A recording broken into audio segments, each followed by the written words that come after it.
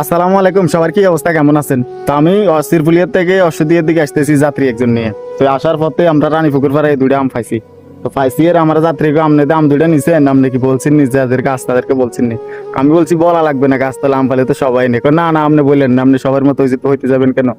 আপনি তো আরেকজনের হক খাইতেছেন, ওনাকে বলি নেন।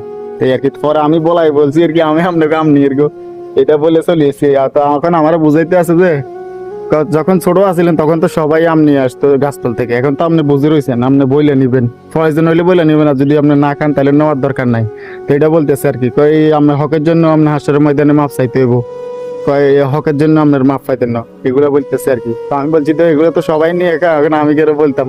তো আপনি তো বলতে বইলে নিলে ভালো না, নয়তো দাবির তলে থাকবেন, এটা বলতেছে আর কি। তো এখন কি আম দুটো আমি খাইতাম না ফেরত দিতাম, এটাই ভাবতেছি। আমি দেখি হয়তো ফেরত দিয়ে দিব, এই আর কি। আসলে আমরা দুনিয়ার চিন্তাই করি, আখেরাতের চিন্তা কেউ করি না। এই বিষয়টা যদি সবাই বুঝতো তাহলে কারো হক কেউ মারতো না। এই দুইটা আম তো গাছতলা পাইছি, গাছতলার আম তো সবাই নিয়ে বোঝেন আপনারা, এই আর কি। তো উনি আমাকে বলতেছে আপনি বইলে নেন, বইলে নিলে তো আপনার ভালো হইব। ওকে, ভালো থাকবেন, সুস্থ থাকবেন, দেখি এই দুইটা আম কি করা যায়। আল্লাহ হাফেজ।